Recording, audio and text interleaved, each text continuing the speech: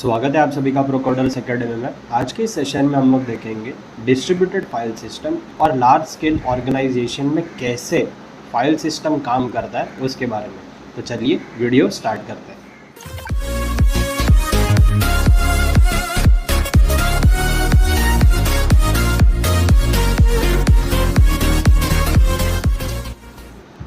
तो स्टार्ट करते हैं पहला topic, that is distributed file system. अब डिस्ट्रीब्यूटेड फाइल सिस्टम मतलब क्या होता है? पहले के ज़माने में क्या होता था कि एक स्टैंड अलोन सिस्टम रहता था। स्टैंड अलोन मतलब एक सिंगल सिस्टम जो उसको कंटिन्यू चालू होना पड़ता था। अब वो जब तक ऑन है तब तक हम लोग उसके ऊपर फाइल सिस्टम यूज़ कर सकते हैं, जैसे कि हो गया तुम्हारा पर्सनल कंप्यूटर। पर अब जैसे जैसे स्टोरेज की कैपेसिटी बढ़ती गई, प्रोसेसिंग की कैपेसिटी बढ़ती गई, तो हमने क्या किया, एक क्लस्टर बनाना चालू कर दिया। तो क्लस्टर के अंदर क्या होता है, एक रीजन के अंदर मल्टीपल स्टैंड अलोन डिवाइसेस। तो ये जितने भी डिवाइसेस है, ये मल्टीपल स्टैंड अलोन डिवाइसेस है, वो एक रीजन के अंदर आ रहे हैं, उसको हम लोग बोलेंगे क्लस्टर। अब ऐसे बहुत सारे क्लस्टर हो सकते हैं। पहला एक ये क्लस्टर है, इसके अंदर C4, C2, C3, मैंने सबको अलग अलग नाम दे दिया।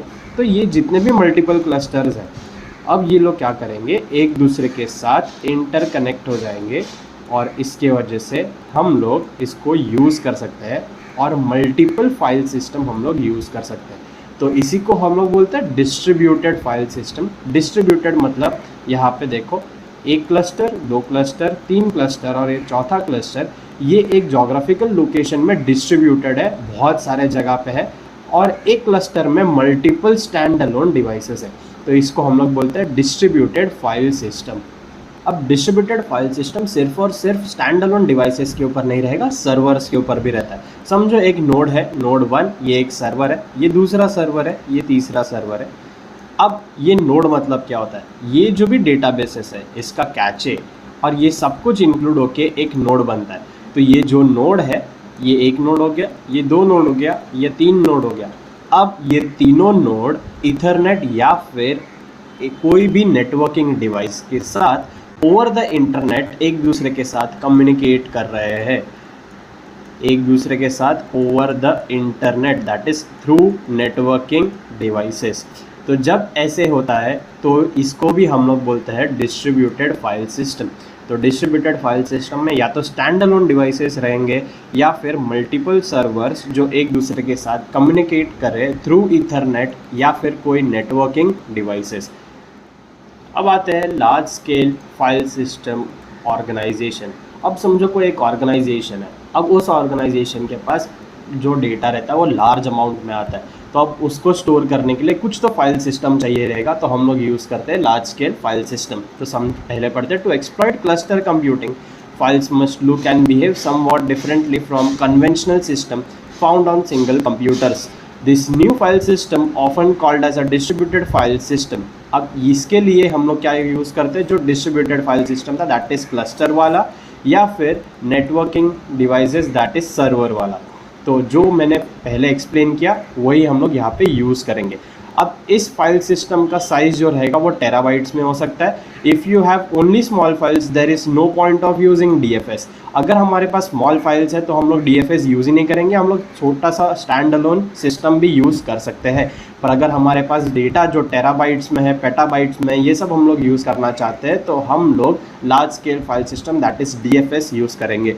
Files are rarely updated, rather they are read as data for some calculation and possibly additional data is appended to files from time to time. For example, airline reservation system would not be suitable for DFS even if data were very large because the data is changed so frequently.